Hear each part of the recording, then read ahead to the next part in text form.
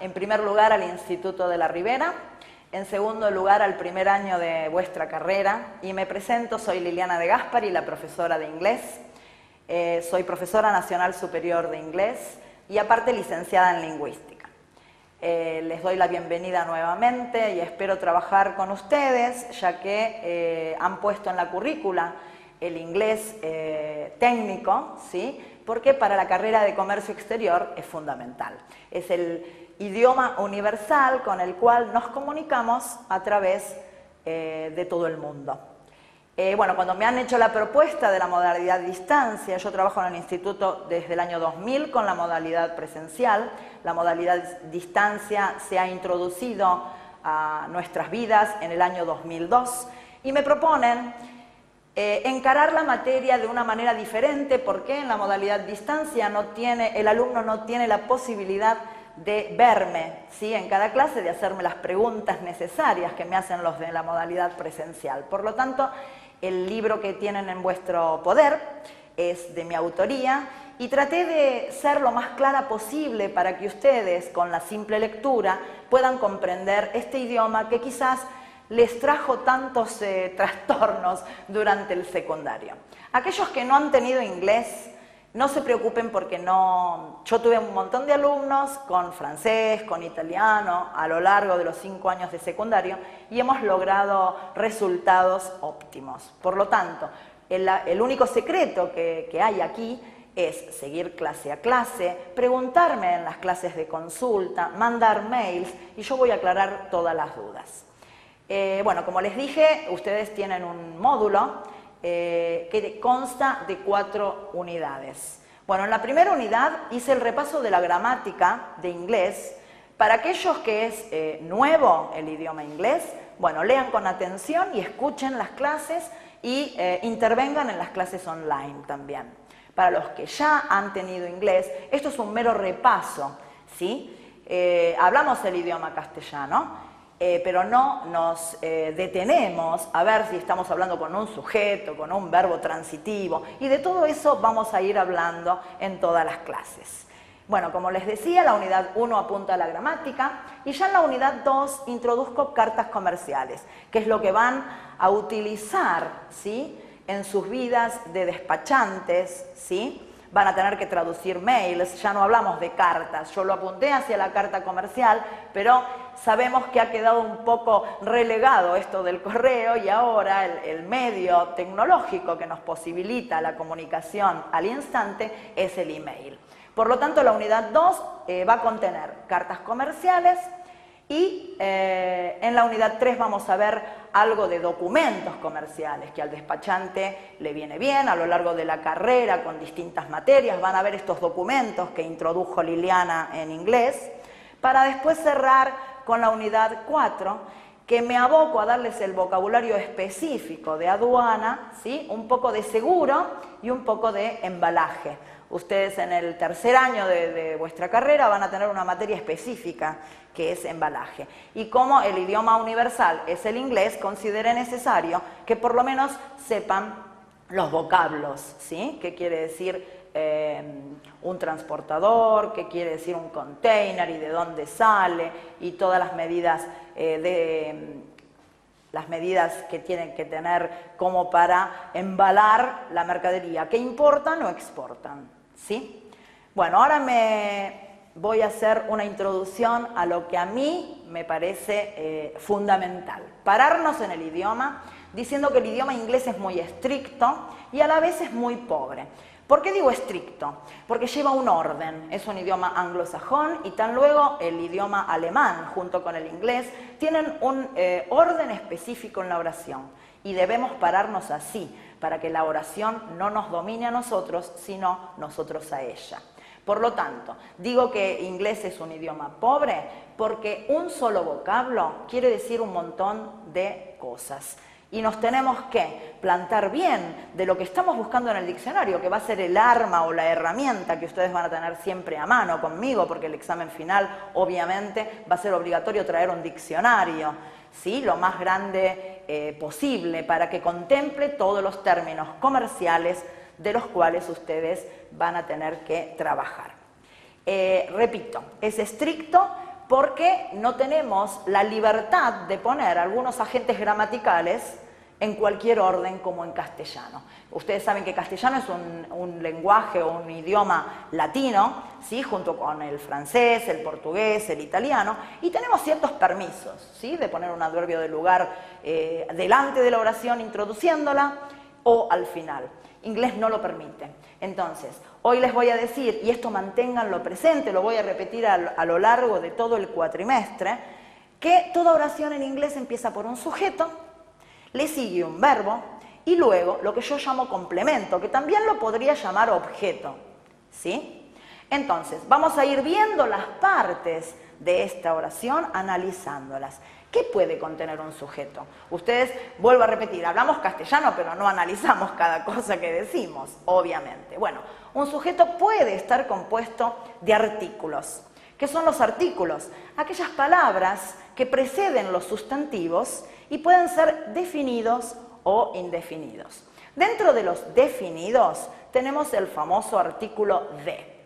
En inglés se escribe THE. Ustedes tienen todo esto en el módulo, así que si me pueden seguir, ¿sí? Van a evitar que yo deletree cada palabra. Bueno, el artículo de, como artículo definido, tiene contenido en estas 3 letras 4 significados, que para el castellano tenemos 4 palabras diferentes. Y acá voy a que inglés deja de ser un monstruo cuando yo explico que a veces es más fácil que castellano, ¿sí?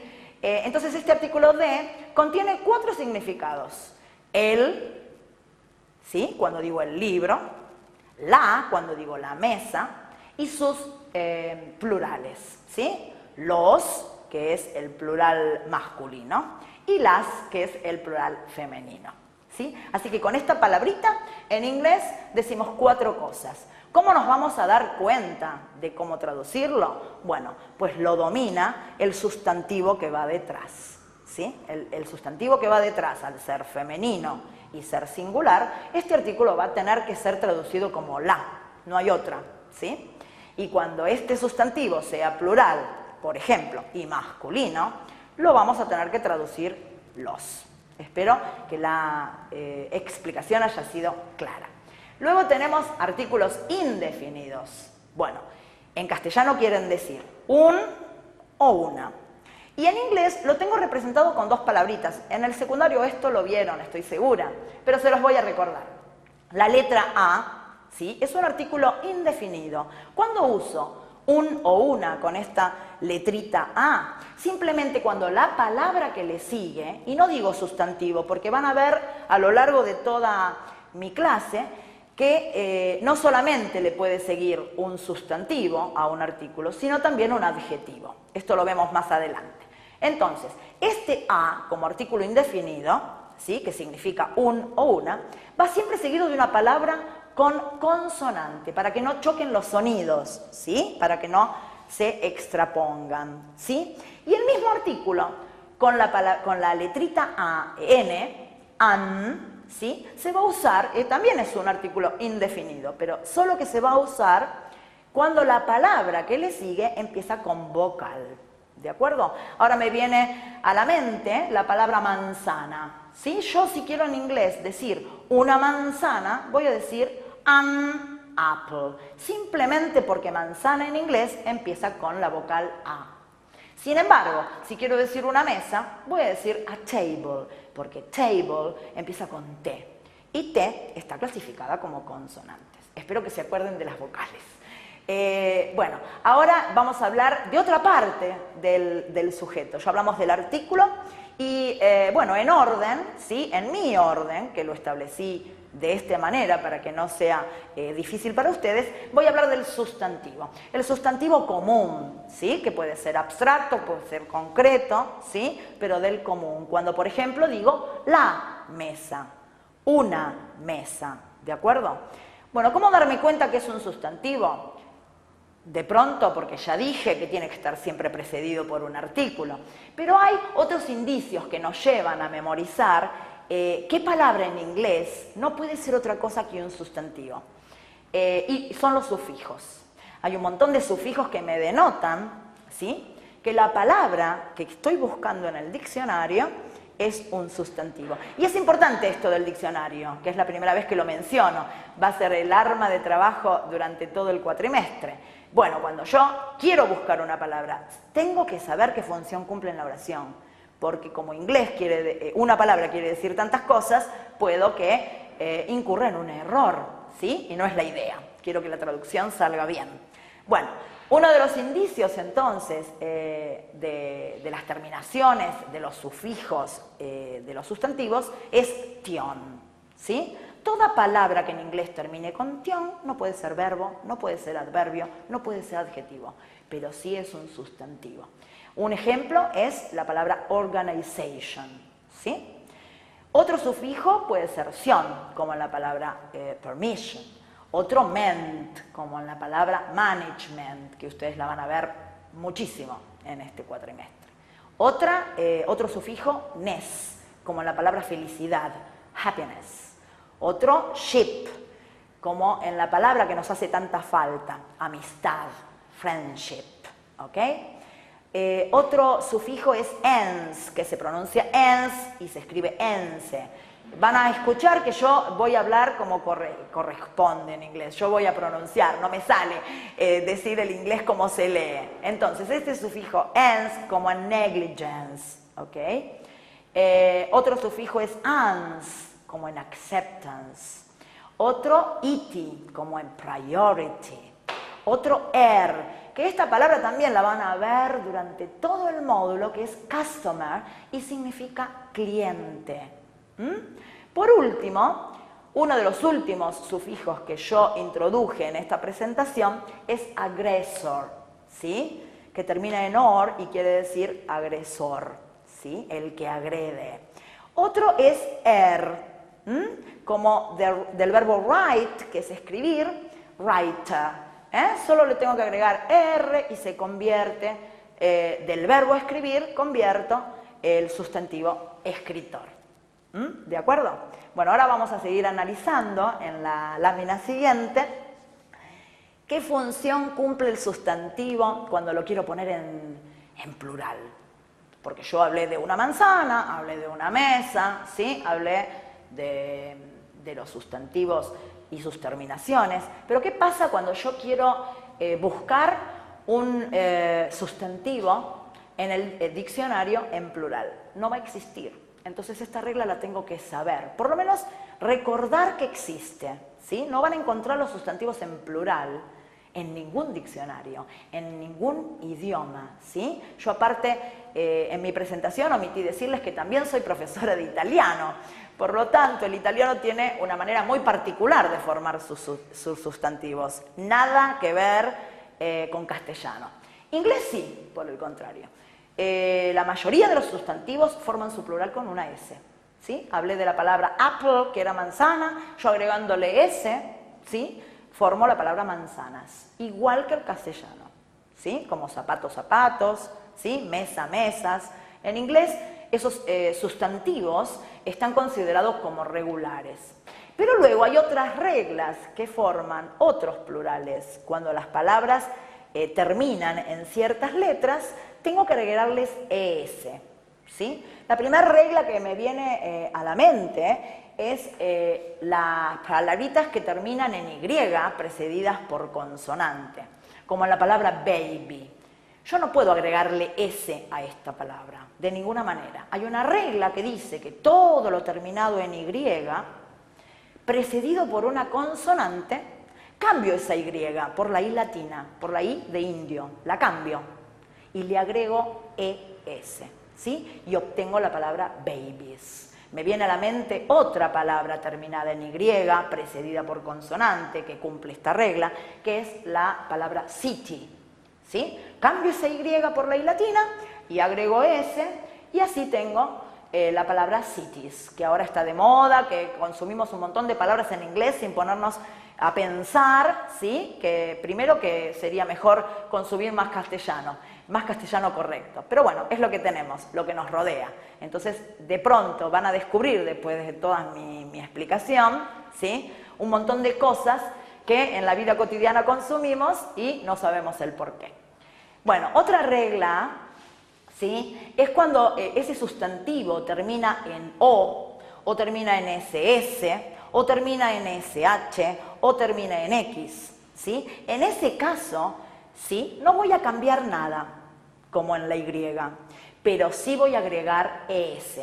En la palabra tomato termina con O, y el plural va a ser tomatoes. En la palabra beso, kiss, que termina con doble S, ¿sí? Estoy hablando de sustantivos, también kiss quiere decir besar, pero como en este capítulo estamos hablando de sustantivos, voy a tomar todas las palabras que menciono solamente en el significado estricto que es el sustantivo.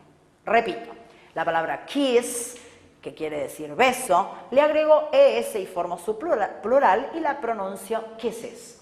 La palabra brush, el brushing de las mujeres, no lo voy a tomar como brushing, ¿sí? Brush es cepillar o cepillo, ¿sí? Y cuando quiero hacer su plural, formo la palabra agregando ES. Lo mismo pasa con watch, reloj, ¿sí? Termina en SH y esa es la razón por la cual cuando hablo de relojes lo digo watches, agregando ES y esa ES siempre la voy a pronunciar I, ¿ok? Y en la palabra box, no me refiero al deporte, ¿sí? Sino me refiero al sustantivo caja. ¿Cómo digo cajas? Boxes. ¿Por qué? Porque le agrego ES, ¿sí? Bueno, por último, la última regla de formar sustantivos es cuando ese sustantivo termina en F, como en la palabra loaf, que quiere decir pan, ¿sí? ¿Qué hago con esta F? Vuelvo a la primera regla y se acuerdan que cuando dije que terminaba en Y, precedida por consonante, cambiaba. Bueno, acá voy a tener que hacer lo mismo. Toda palabra terminada en F, que sea sustantivo, para agregar su plural, voy a tener que cambiar esa F o reemplazarla, si quieren, por una V corta. ¿Sí? La palabra loaf, que es pan, la voy a poner en plural, reemplazando esa F por la V corta y agregando ES, loaves, ¿ok? Y hay otro sustantivo que también van a ver mucho, ¿sí? Quién sabe, ya lo saben, que es la palabra wife, que termina en FE. ¿Qué pasa con esta FE? Lo mismo, cambio la F por la V corta, conservo esa E que tengo en wife y agrego S. Y así tengo la palabra esposas, simplemente eso, ¿de acuerdo? También tengo que decirles que hay algunos plurales de sustantivos que son irregulares, es decir, no siguen regla alguna, ni agrego S, ni reemplazo, ni agrego ES. Y lo habrán visto también. La palabra child, que quiere decir chico, forma su plural con una palabra completamente distinta, que es children. La palabra mujer, woman, y acá me detengo. La palabra mujer termina en man. Entonces, esa es la razón por la cual su plural es women. Todo lo que termina en man, en ese sufijo, y man, propiamente dicho, que quiere decir hombre, forma su plural con men. ¿Sí? Luego tengo el plural de la palabra persona, que incurrimos en ese error porque no sabemos las reglas. La palabra persona se dice person, ¿sí? Pero no es persons su plural. Atentos. El plural de la palabra person simplemente es people, ¿ok? El plural de la palabra mouse, que es el mouse que usamos, el ratón que usamos para la computadora, el plural es mice. Yo no pretendo que esto sea memorizado por ustedes, simplemente quiero que sepan que existe. Es mi deber ampliar cada cosa que va apareciendo, ¿sí?, en el módulo para que ustedes por lo menos se informen. No deben recordar ni memorizar todo lo que yo estoy diciendo, ¿eh? Me conformo con que a título informativo se hayan enterado y así me siento útil, ¿sí? Bueno, vamos a pasar a otros sustantivos y que siempre van a aparecer en plural y que vamos a usar en el módulo. La palabra goods, con S, es el sustantivo mercadería, del cual voy a hablar todo el módulo. Va a aparecer la palabra mercadería todo el tiempo, ¿sí? porque vamos a mandar mercadería al puerto, porque las cartas se van a tratar de que recibir mercadería, comprar mercadería. Bueno, este sustantivo en general, ¿sí?, siempre se usa en plural, pero me reservo el derecho que a castellano lo puedo traducir tanto en singular como en plural. ¿Sí? ¿Quedó claro? Olvídense que este sustantivo, goods, lo voy a poder emplear, ¿sí?, de la manera que lo empleaba la profesora cuando les decía very good, y después los mandaba a examen.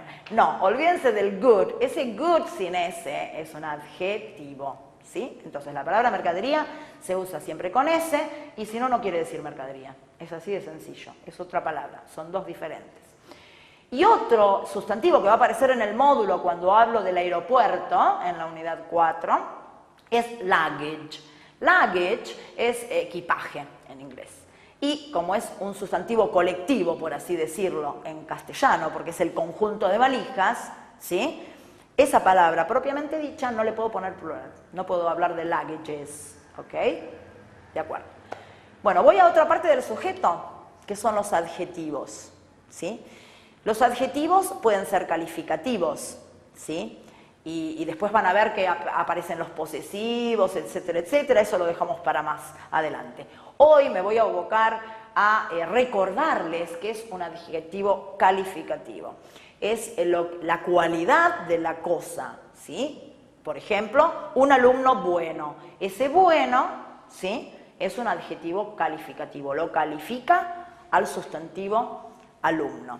Pero acá atentos, la primera regla que les voy a dar acerca de los adjetivos es la siguiente. En inglés los adjetivos siempre van delante del sustantivo. Cuando digo delante, recuerden que nuestro sistema de escritura es de izquierda a derecha.